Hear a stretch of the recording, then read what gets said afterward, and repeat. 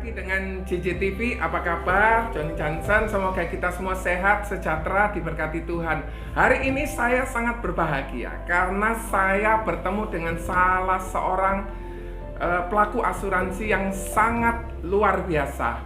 Apa luar biasanya? Nanti saya perkenalkan, saya informasikan. Kalau misalnya Anda merasa suka dengan video ini, silakan Anda subscribe, Anda like, Anda share, kemudian Anda ceritakan ke teman-teman Anda. Oke, tidak memperlama waktu, saya perkenalkan Pak Suramin. Halo Pak Suramin, selamat pagi. Apa kabar teman-teman? Oh, Pagi luar biasa ya. Oke. Saja. Saya rasanya kok kepengen manggil Ko Suramin aja ya. Ko Suramin, oke. Ko Suramin, boleh nggak Joni tanya tentang perjalanannya Ko Suramin? Kira-kira backgroundnya Ko Suramin apa? Selamat pagi teman-teman, terima kasih atas kesempatannya untuk sharing pagi ini ya. Pagi yang menyenangkan dan cuacanya juga sangat cerah. Teman-teman, saya backgroundnya civil engineer ya. Saya kuliah di Taiwan, civil engineer S1. Lalu saya kerja di Cilegon, saya membangun pabrik baja sekitar 3 tahun lebih. Konstruksi gitu ya? Konstruksi, jadi bangun pabrik baja, insinyur lapangan lah. Oh oke, tenaga insinyur sipil Ya, gitu ya.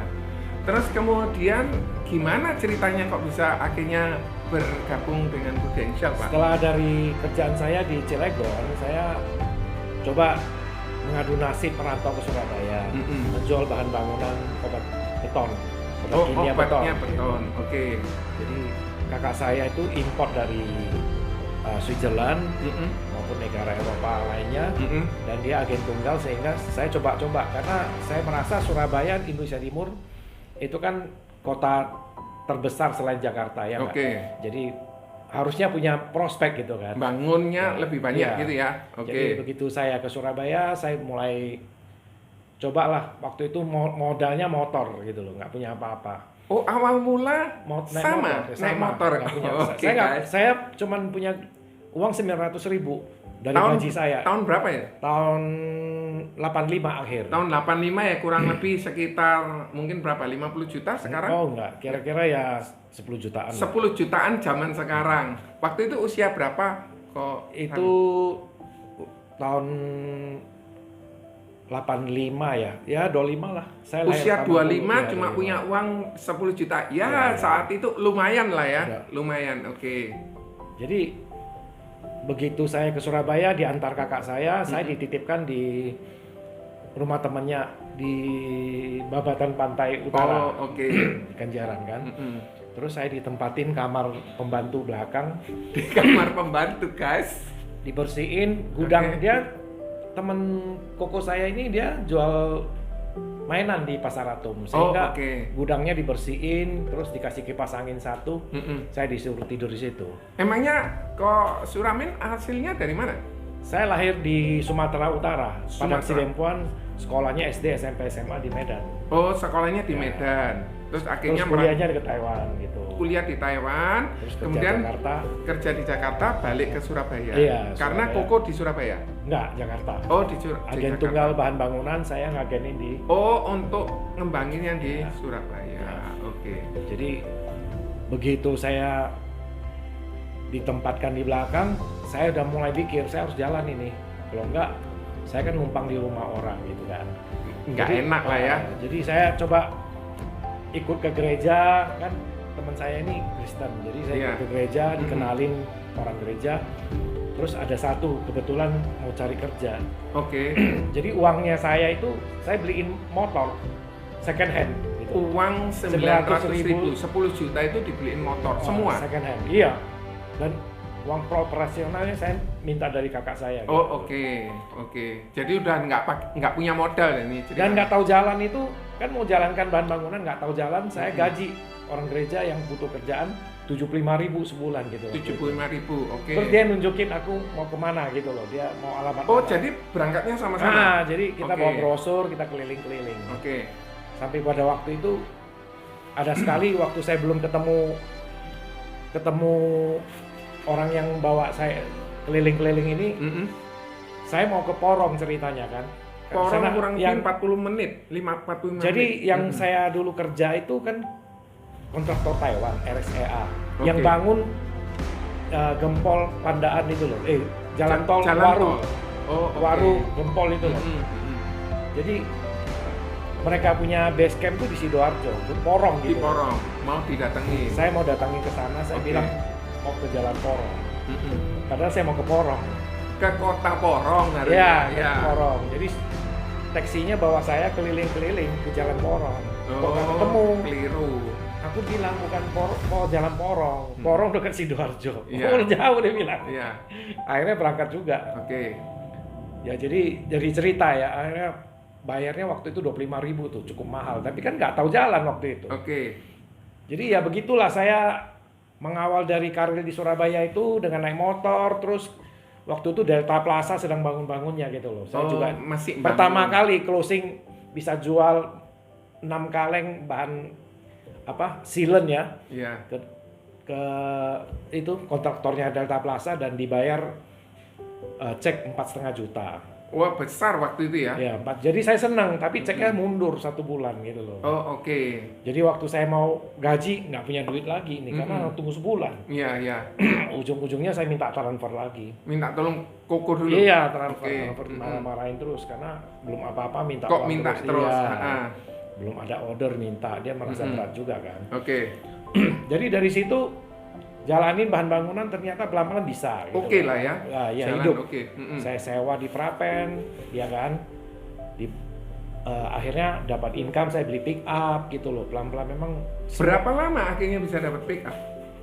2 tahun. Woi, berarti cukup kerja keras ini ya, sangat kerja keras. Oke. Dan kita itu waktu itu gajiin sekretaris yang punya mobil Honda Civic. Padahal kita dulunya kan naik motor. Gitu. Iya, iya. Sampai kita mikir, sekretarisnya naik mobil, bosnya naik motor gitu. Kita malu, tapi Malu. ya memang nggak mampu. Oke. Kan? Terus kita ke pabrik-pabrik, ada pabrik yang punya teman koko suku juga. Dia pikir kita punya mobil, datang ke pabrik rumput kan, wah gede, pabrik besar. Ternyata begitu diantar kita keluar, kita ini naik motor. Dia bilang, kok naik motor kamu ya? Nggak bisa kamu kerja gini, bahaya. Nanti gua kasih tahu Kokol suruh beliin mobil gitu. Oh, soalnya supply yang beli itu kenal ya sama Kenal, Kokol. kok Oke. kamu naik motor? Ya memang gitulah. Sampai kita jual bahan bangunan tuh naik motor ke itu loh, ke Turen loh.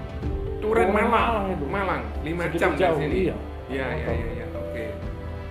Perjuangannya guys, 5 jam ditempuh dari Surabaya ke Turen hanya untuk supaya bisa dapat orderan gitu ya, dan orderan tentang bahan bakunya cor-coran. Oke. Jadi nggak gampang ya. Padahal orang tua saya di Medan tuh cukup lumayan gitu loh. Oke. Cukup berada. Kenapa waktu itu kok nggak minta orang tua? Orang tua kan dulu kaya raya, punya kebun karet. Habis itu kontraktor juga Oke. di daerah Sumatera. Cuman dia orangnya nggak bisa menyogok gitu loh. Oke. Liku-liku, banyak permainan dia nggak suka. Kok nggak Akhirnya umur 50 tahun aja papa saya itu sudah pensiun. Oh, Sehingga oke. hartanya dibuat sekolahin anak-anaknya yang 12 orang ini. Habis. Oh, Oh, Taiwan sekolahin kok habis Suramin ini satu keluarga 12. 12 bersaudara. Saya nomor 9. Oh, oke. Kalau Jadi Suramin. hartanya pun udah hampir habis. Pikirannya kan 6 disekolahkan, nanti yang 6 ini biara yang bantu yang 6 ini.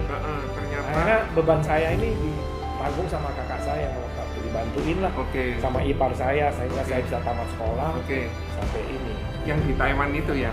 Jadi soal bahan bangunan sambil jalan, pas ada temen kakak saya ini jual asuransi ini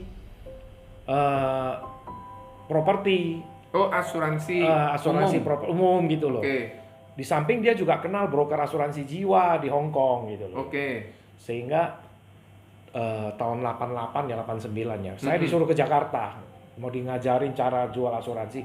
Waktu itu diajarin, pokoknya kalau umur 30 100.000 US ini preminya segini. Oke. Yang pria begini, yang wanita begini. Akhirnya Oke.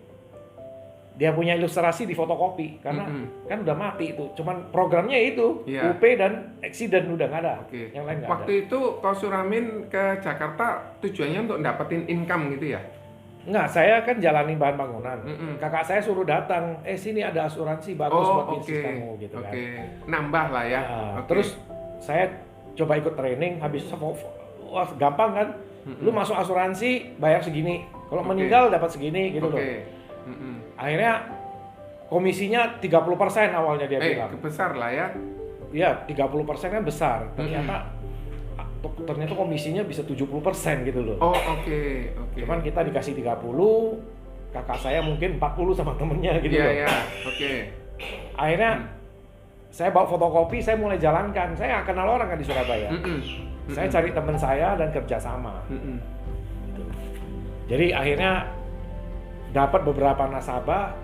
Itu kan dulu kalau dapat 1.000 US, komisi kita itu langsung bisa potong. Oh, 30%. bisa langsung dapat. 70%-nya store gitu loh. Oke. Kita jualnya bagus. Akhirnya dapat uang, merasakan itu.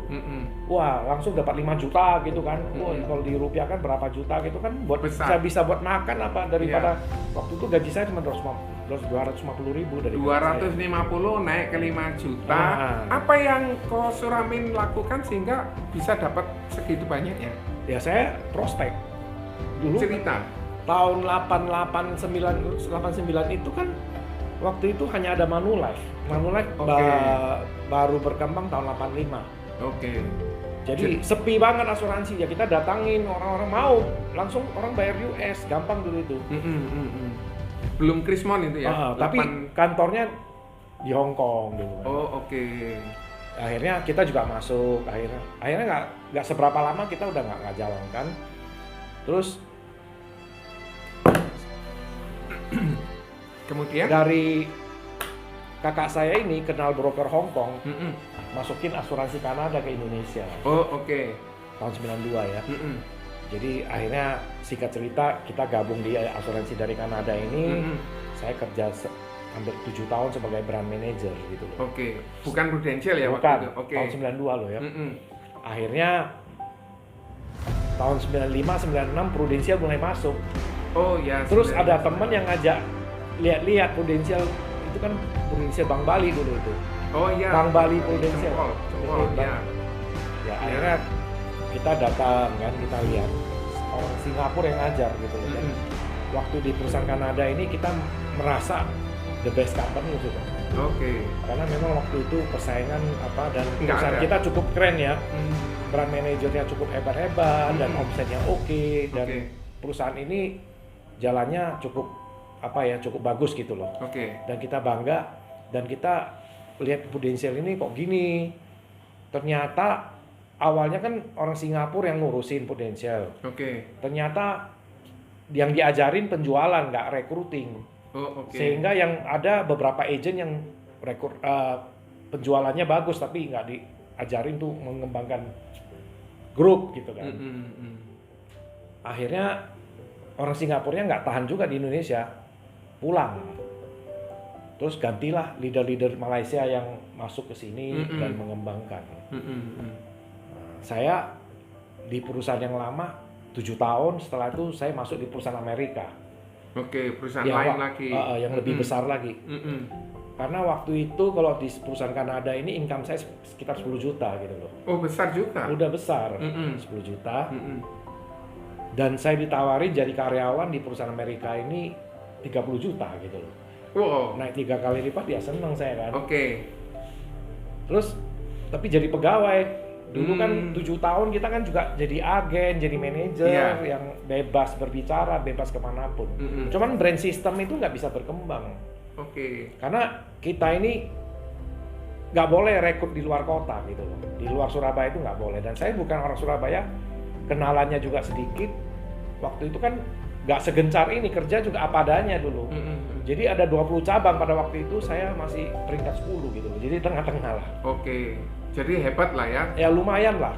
Tapi saya merekrut tim Medan, teman saya di Medan saya rekrut, berkembang pesat. Nomor 1 terus gitu loh. Dan di Dewan Asuransi mereka ngetop terus waktu itu. Mereka ngetop terus di perusahaan Kanada ini. Dan saya nggak dapat apa-apa gitu loh.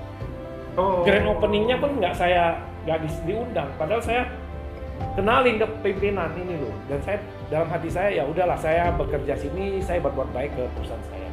nggak dapat apa-apa juga nggak apa-apa. Pikiranku begitu.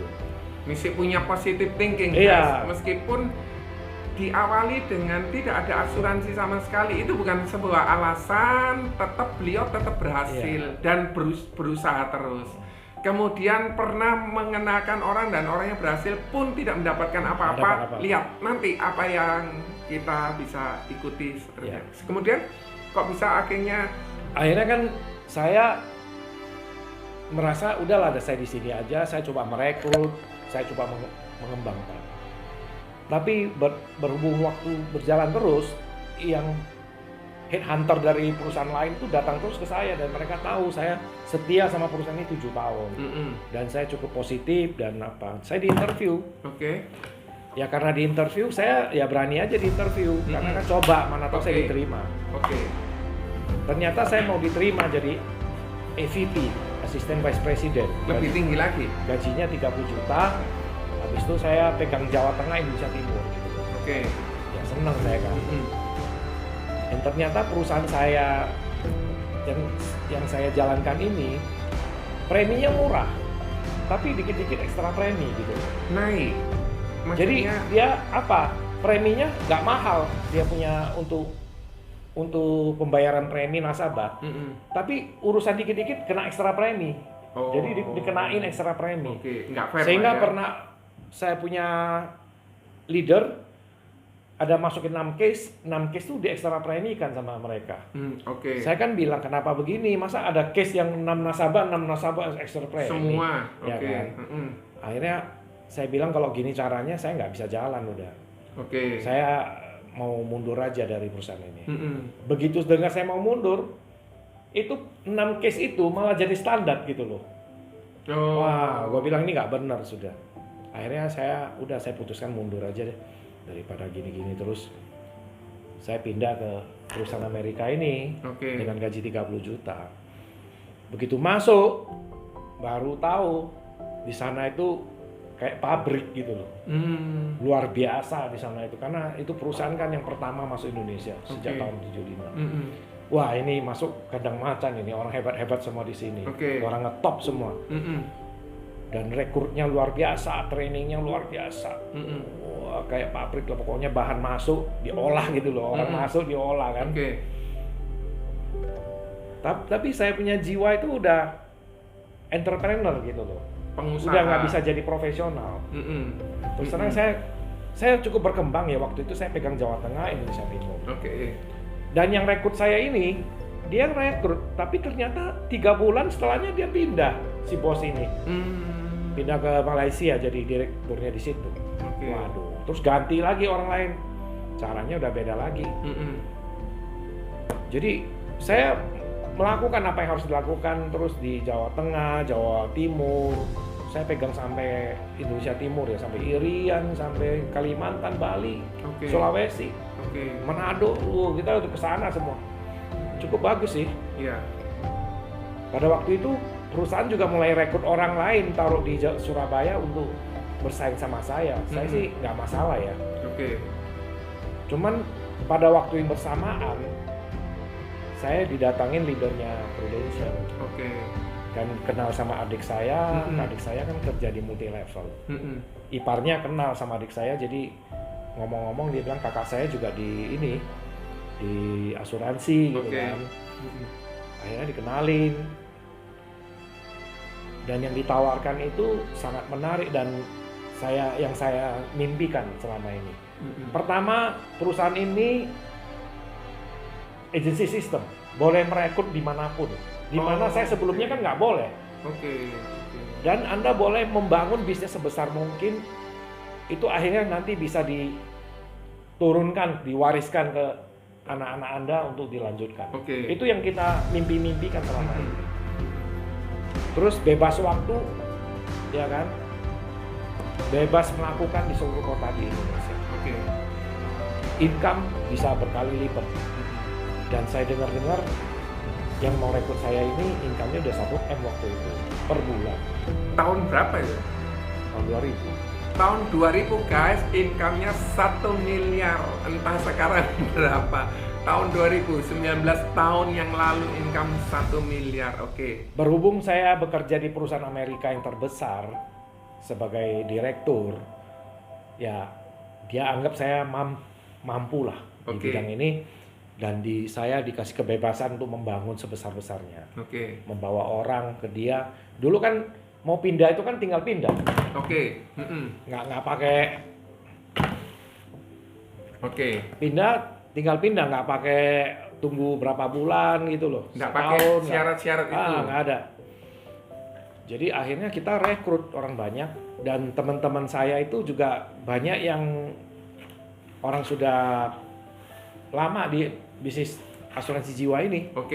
Sehingga mereka juga tertarik yang namanya agency system. Dulu kan semua brand system, nggak ada. Prudential ini yang pertama agency system. Sehingga kita sangat tertarik bisa bangun di mana-mana, produknya bagus, off-ridingnya juga angkanya cukup bagus. Fair lah ya. Terus produknya itu beda. Orang lain masih endowment, masih whole life. Sedangkan ini unit link. Unit link artinya kan diinvestasikan dan pendapatannya bisa besar.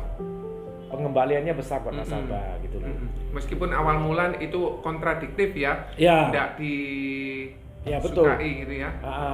Maksudnya itu kan investasi bisa rugi, bisa untung juga kan. Tapi kan kita selalu mikir bisa untung gitu loh. Yang diproyeksikan itu kan angka bagus.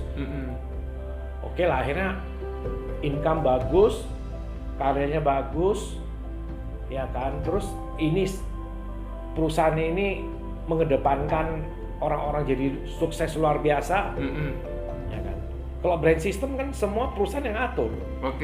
Jadi income itu juga nggak bisa gede-gede banget, karena kan apa ya, produknya juga biasa-biasa. Di samping juga kalau brand system kan nggak boleh rekrut tempat lain, sedangkan ini boleh rekrut dimanapun. Di luar Surabaya. Jadi saya pernah merasakan nggak boleh merekrut di luar Surabaya, dan saya pernah merasakan dan rekrut nggak dapat apa-apa. Jadi mengakibatkan saya masuk di perusahaan ini, saya rekrutnya di mana-mana. Sehingga di Jawa Tengah sebagian besar pun orang kita, Jawa Barat juga, Sumatera, Bali sebagian, Sulawesi sebagian besar, dan mereka berkembang semua gitu loh. Sebenarnya saya juga bukan orang sangat pintar atau terlalu rajin juga enggak. Cuma awalnya ngajak aja ya. Saya ngajak, dan yang saya ajak kebanyakan entrepreneur. Mereka yang mau maju, mereka yang mau besar, sehingga mereka merekrut. Dan ternyata orang yang direkrut itu juga bisa jalan gitu loh. Terus kenapa kok akhirnya Suramin memutuskan ya sudah Prudential selain brand system, agency system bisa ngerekrut. Apa sih yang Suramin lihat dari Prudential? Ya feelingnya beda. Dan begitu ini perusahaan beda banget ya. Kan kita juga sudah banyak asam garam di lapangan, pengalaman yang nggak enak ya. Jadi kalau kita banyak melakukan, kita terhadap sesuatu yang bagus itu pasti feelingnya masuk. Jadi kita kalau orang nggak pengalaman, ada sesuatu yang disodorin juga curiga. Ini benar nggak nih? Nipu nggak ini? Bohong nggak ini? Kan gitu. Jadi punya. Jadi kita nih saya feeling ini perusahaan ini memang beda dan saya oke gitu loh. Sehingga saya coba jalankan. Ternyata perusahaan ini dikaruniai Tuhan yang Maha Esa luar biasa. Dan perusahaan ini muncul setelah saya udah berkarir jadi broker, jadi brand manager, jadi pegawai, saya udah mengalami itu. Sehingga perusahaan ini tahun 95 baru muncul. Jadi saya merasakan ini beda.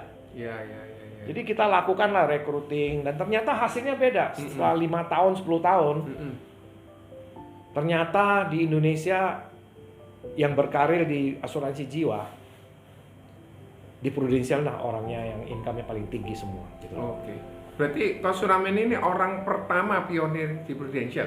Bukan juga. Di Surabaya? Sebelumnya sudah ada beberapa? Ada gitu loh, ada beberapa leader-leader sudah di depan saya. Cuma yang Suramin ini yang berkembang? Beberapa, banyak juga yang berkembang, bukan saya aja, teman-teman yang sebelum dari saya juga berkembang. Cuman ada yang berkembangnya jualannya bagus, sehingga sering dapat trip jalan-jalan. ada yang jago jualan tapi dia mengembangkan timnya juga bagus gitu loh. Oke. Jadi ada dua ya. Selain jualan dapat income, juga merekrut juga tetap dapat income. Betul. Oke. Kos Suramin, kira-kira apa yang Kos Suramin sudah dapatkan setelah Kos Suramin bergabung di Prudential? Ya, sebelumnya rumah cuma satu, itu juga nyicil-nyicil, ya kan, pas-pasan gitu loh. Setelah masuk di Prudential, kita bisa miliki apa yang sebelumnya kita nggak bisa, seperti ruko kayak ini kan 2 ruko ya.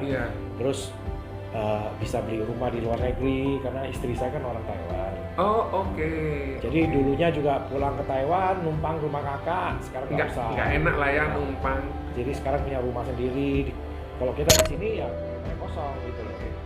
Masih ingat yang dulu pertama kali rumah yang di gudang itu, yang di... Masih ingat. Itu kan kita numpang di rumah orang, ya kan. Sering kok saya masih beli mainan apa buat orang-orang lain lah. Jadi sekedar apa? Ucapan terima kasih. Iya. Kos Suramin tadi saya sempat lihat ada figura, boleh diceritain apa toh yang Kos Suramin sempat?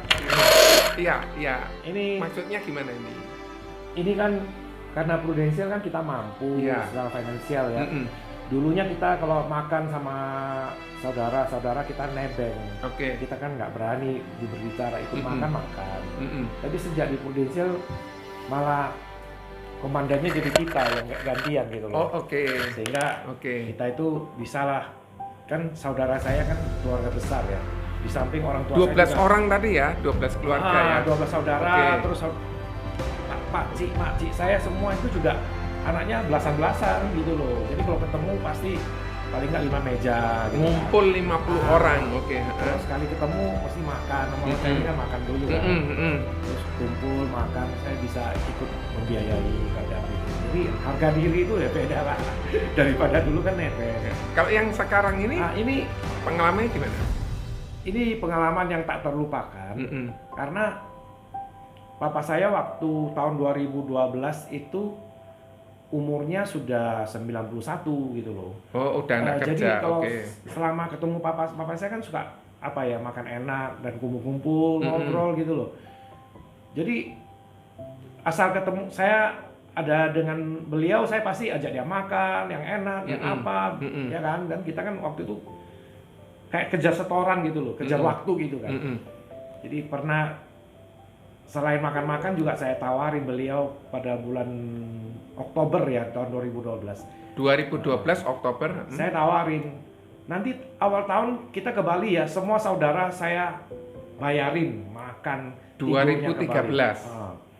Terus dia bilang, yang bener lu, mana ada orang seperti itu, lu jangan asal ngomong loh. Ya udah, kasih gua waktu, nanti gua bookingin kamar bintang 5 hotel ya kan.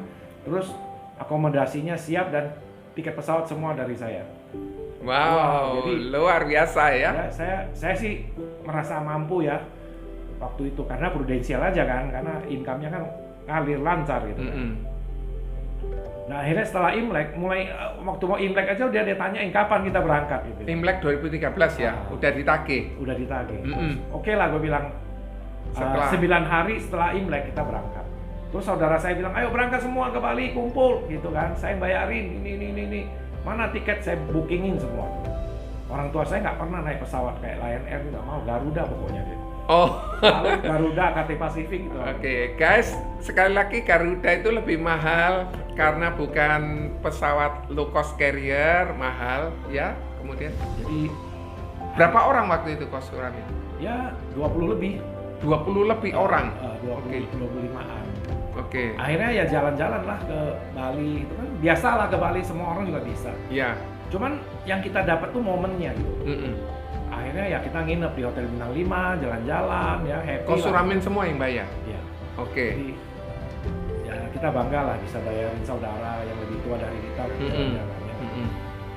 Pasti itu, mereka mau ya, soalnya itu gratis. Kejadiannya tanggal 19 Februari ya. 19 Februari 2013. Pulangnya 25 Februari ya kan. Happy, sudah itu orang tua saya ke Surabaya, lihat kantor saya ini segala. Terus tinggal di Surabaya 3 bulan, 4 bulan. Terus dia ke Hong Kong. Mau ke Taiwan, Hong Kong, dalam keadaan sehat-sehat loh. ke Taiwan malah liatin orang yang sakit-sakit, saudara yang sakit. Oh, oke. Nyambang ya. Masih liatin ya gitu loh. Jenggu yang sakit. Terus habis itu ke Makau jalan-jalan kan, ke Hong Kong gitu. Terus dari Makau ke Hong Kong sudah nginep semalam, sorenya makan oyster gitu. Oke. Oyster, Tiram wine gitu kan. Dan minum wine terus ya happy lah dia di Hong Kong jalan-jalan. Besoknya ngobrol-ngobrol sama kakak saya. Ngobrol-ngobrol terus agak semangat dikit, langsung drop kesehatannya, langsung mau pingsan.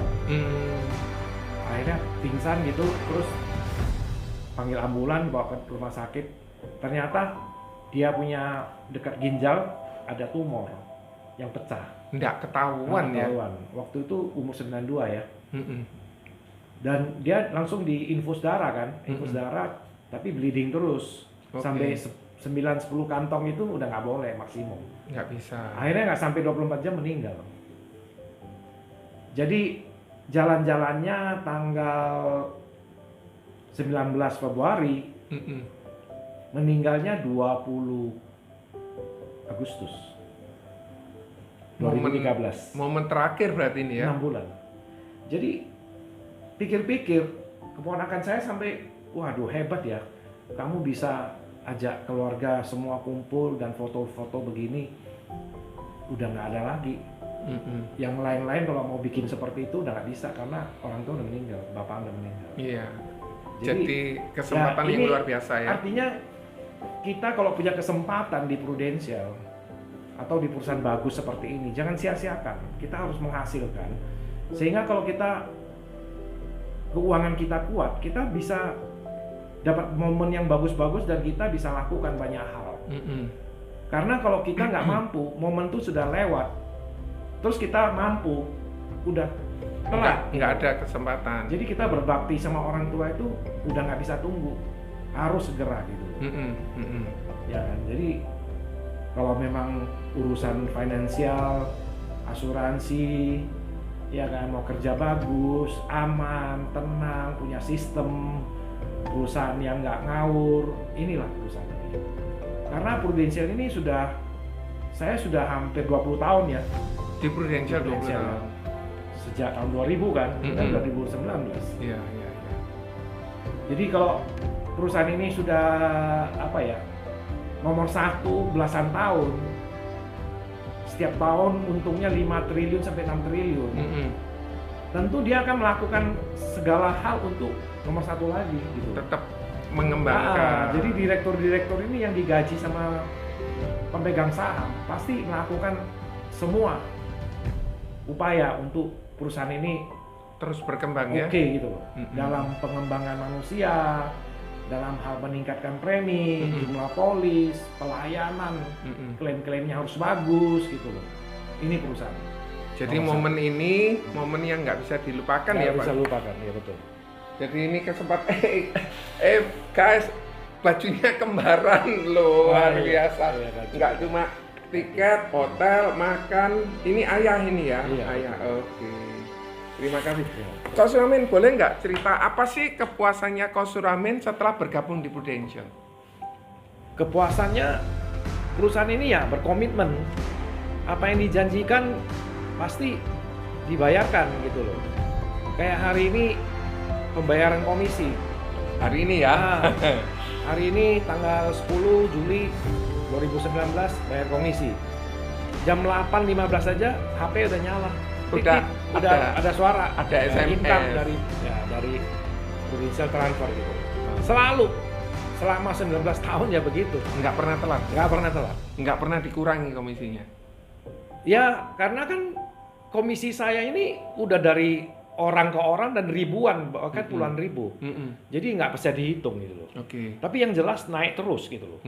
Pernah sih ngalamin penurunan, ya kan. Dan kita tetap stay walaupun ada omset turun pas ya keadaan kan nggak selalu oke gitu loh. Kondisi ekonomi ya. Kondisi ekonomi, orang kan agen kan juga orang, leader kan juga orang. Jadi kadang ada yang pindah apa ya kita tetap stay. Kenapa? Kita percaya perusahaan nomor 1 akan melakukan hal-hal nomor satu untuk meningkatkan performanya, ya kan? Dan hanya orang yang betul-betul siap yang dibangun gitu loh. Sayang banget kita berada di perusahaan nomor satu, tapi kita nggak punya orang untuk dibangun, ya kan? Saya bangun cukup lumayan ya. Jadi di Sulawesi sampai di Manado kan jauh. Terus di lebih dari Manado, daerah-daerah kecil saya juga ada lupa nama-namanya. Itu sekarang ini RADD-nya sama ADS yang dibayar perusahaan terus mengembangkan mereka di situ. Sehingga kalau mereka terbangun, kita dapat income, terus biaya kita nggak nanggung. Ya kan? Tapi waktu itu Mas Romi nggak perlu keliling-keliling. Awalnya begitu sih. Oh, awalnya. Awalnya mesti kita datangin setahun berapa kali untuk membimbing. Tapi saya nggak mau terlalu ngatur gitu loh. Saya mau mereka tuh sadar ini bisnis kamu sendiri. Kamu yang harus berpikir. Di sini kan ada RADD, ADS. Ya lakukanlah yang harus dilakukan. Training orang, merekrut, menjual gitu loh. Banyak kok mereka yang setengah jalan terus lemes lagi, kerja lain, kerja ini, kerja itu. Ujung-ujungnya balik lagi ke sini. Tapi mulai dari awal lagi ya, Coach Romi. Jadi mereka itu kadang-kadang juga terhasut main multi level, money game segala. Ujung-ujungnya itu nggak jalan, ya kan? Yang benar-benar bisa menghasilkan uang puluhan juta, ratusan juta per bulan, dan secara secara konsisten itu ada dan terbukti gitu loh. Di sini udah banyak kok di sini yang sukses, teman-teman kantor lain juga banyak yang sukses. Coach Suramin, saya pernah dengar Coach Suramin punya sekian ratus leader, betul kah? Iya, karena saling merekrut. Tahun 2017 Prudential itu ngeluarin kalau kita sanggup sampai 6 level agency director, kita bisa dapat income-nya gitu. Sedangkan saya tuh ada sampai 9 level sudah. 9 level? Jadi yang punyanya Coach Suramin sendiri, langsung direct? Iya, jadi direct saya ini cuma 7. Oh, directnya 7. Bahkan teman-teman banyak yang sampai 20, 15 sudah ada. Saya 7 dan itu biasa gitu. Cuman ke bawahnya itu berkembang. Karena mereka sudah menganggap itu bisnis mereka, sehingga mereka melakukan banyak hal untuk dikembangkan. Ada berapa agency director yang Coach Suramin dulu? Saya pernah print out ya, itu kira-kira 170, itu pun 2 tahun yang lalu. 170 guys, agency director di bawah Pak Suramin itu 2 tahun lalu 2017, entah sekarang berkembang sangat luar biasa. Coach Suramin pernah enggak memikirkan atau terbayang di pikirannya bakal punya seperti sekarang? Nggak pernah. Saya cuma kepengen income saya bangun jangan sampai hilang gitu loh. Kalau banyak perusahaan kan kalau nggak komitmen kan downline-nya bisa diambil sama leader lain gitu. Selama di Prudential saya nggak pernah nemukan seperti itu. Coach Suramin sempat berpikir nggak kalau bakal punya kantor sendiri? Nggak. Terus gimana kok akhirnya mutusin punya kantor? Bikin kantor itu kan awalnya karena saya kan sebagai RADD jadi pegawai. Jadi udah biasa ngurusin orang sama orang gitu dari kantor ke kantor. Begitu saya masuk di Prudential memang saya udah dipercaya langsung bangun di daerah. Saya bangun 10 kantor langsung. Di Makassar, di Bali, di Manado, itu Surabaya. Di banyak Coach Suramin sendiri. Jogja, tapi kebanyakan kantornya sudah saya alihkan ke leader-leader saya untuk mereka take over sebagai pemilik GA. Gitu. Coach Suramin, boleh nggak cerita ke adik-adiknya Coach Suramin yang ada di seluruh Indonesia ini? Cerita ke mereka dong, Coach Suramin. Cerita tentang mereka harus melakukan apa gitu. Sering, karena gini, Prudential ini kan nggak cuma kita yang cerita.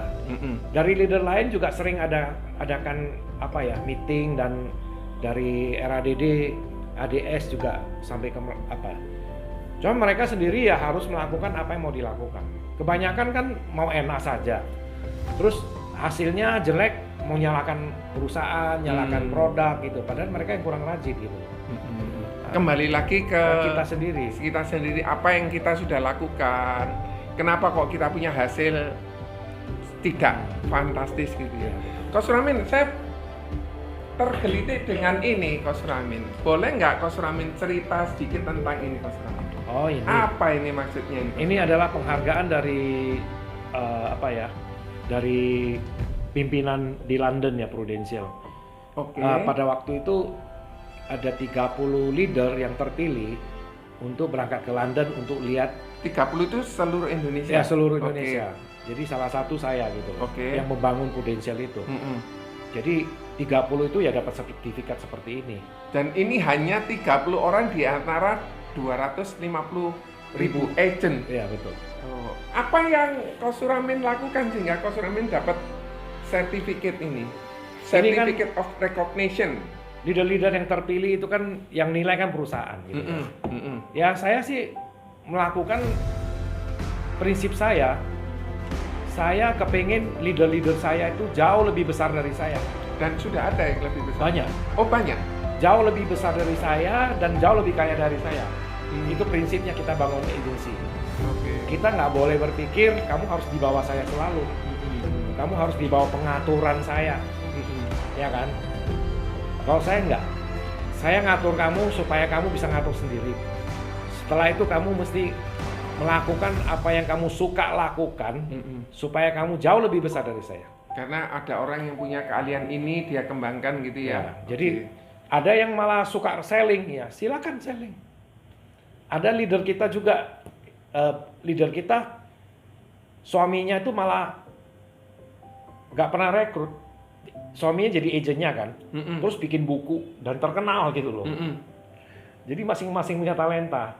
Ada yang ilmunya karena dari MDRT sering prestasi sehingga menghasilkan ilmu yang banyak dan dia juga ngajar gitu loh, training kelas itu ya harus bayar. Saya aja training juga bayar gitu loh. Masih sampai sekarang masih belajar terus.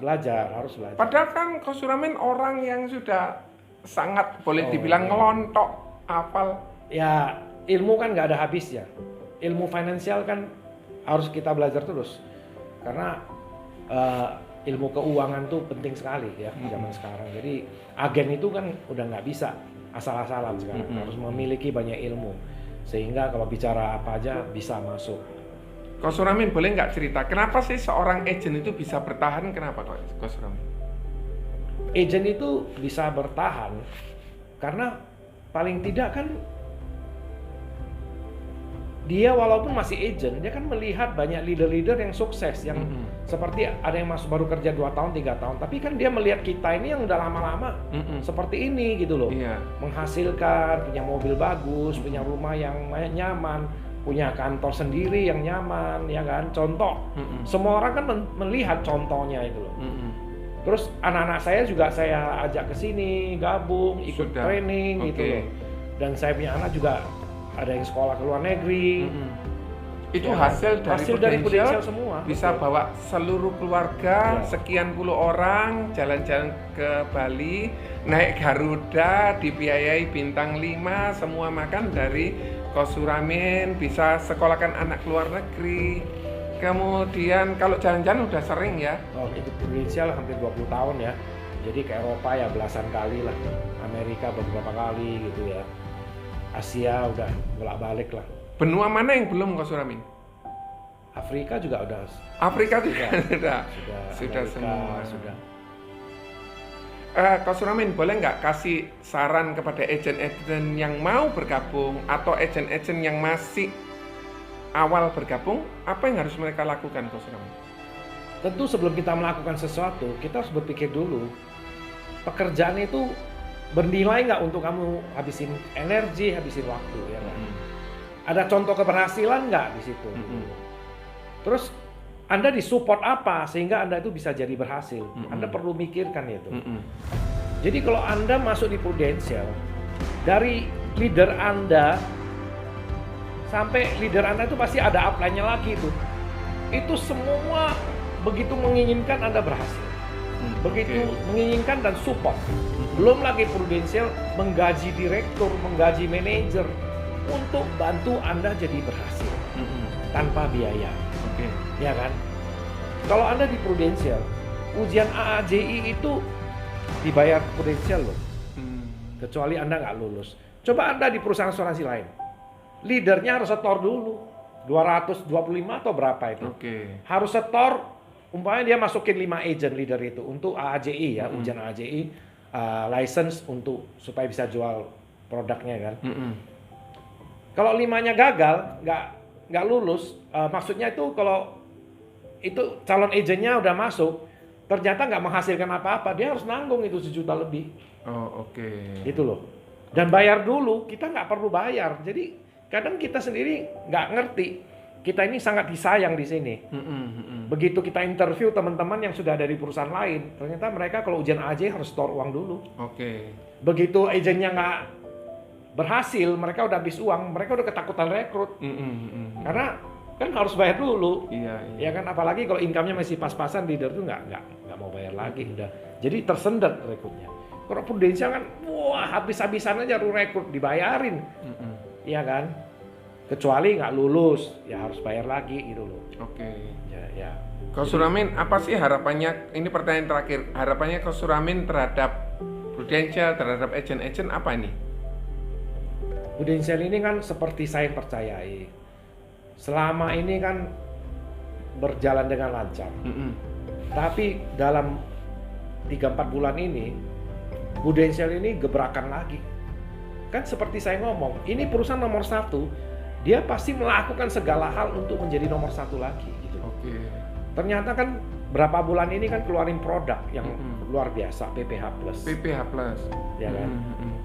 Dan ini produk yang udah karena kita punya 2,5 juta nasabah, kita berhasil negosiasi dengan asuransi untuk kita mau jual produk yang bagus dan murah ini, dan si reasuransinya mau terima karena kita punya 2,5 juta nasabah dan kita punya 200.000 lebih agen.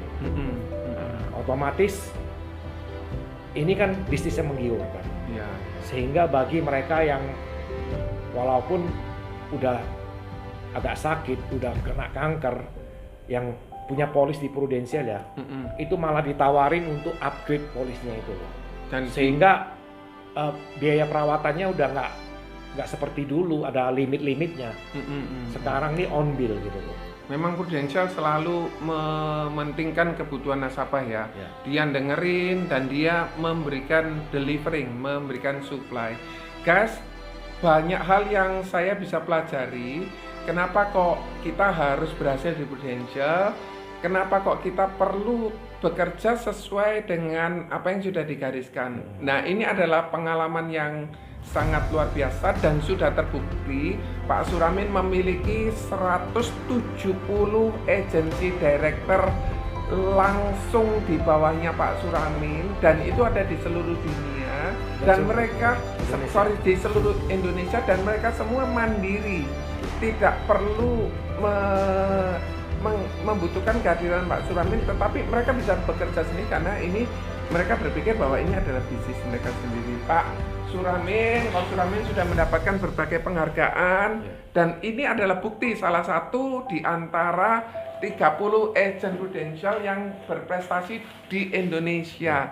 Dan Pak Suramin berhasil membantu banyak orang, termasuk agency director yang ada di Indonesia ini, bahkan bisa melebihi dari Coach Suramin. Dan Coach Suramin bisa bawa seluruh keluarganya besar, momentum yang tidak bisa dibayar. Kalau misalnya satu kali kita punya kesempatan tetapi orang tua sudah tidak ada. Guys, ini kesempatan baik. Melalui Prudential kita bisa belajar, kita bisa mengembangkan, kita bisa berkarya, dan kita bisa mendapatkan manfaat yang sangat luar biasa.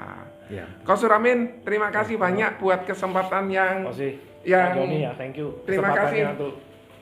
Coach Suramin, ini ada sedikit tapi mohon maaf cuma sedikit, tidak terima kasih, tidak berarti. Semoga bermanfaat ya sharing kita ya. Jadi kalau Anda suka, Anda bisa subscribe channel ini. Coach Suramin punya nomor handphone? Punya. Nomor berapa Coach Suramin? 081 652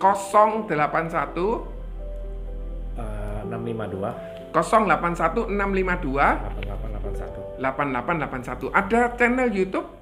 Enggak. Ada Instagram? Enggak. Ada Facebook? Enggak. Guys, meskipun tidak mengikuti media sosial, tetap pun bisa berhasil karena beliau mengawali dan melakukan tugas yang menjadi tugasnya, bukan asal-asalan. Sudah dapat, kadang sesekali udah dapat income 5 juta mulai kendor. Oh iya, betul. Dapat income 10 juta mulai kendor, dapat income lebih banyak mulai kendor. Makanya Prudential selalu memberikan inisiatif untuk kita bisa berhasil. Ya. Kau Suramin, terima kasih Terima kasih, Pak buat kebaikan Kau Suramin, Sama-sama. cerita yang sangat luar biasa menginspirasi. Semangat pagi, Selamat pagi. bye.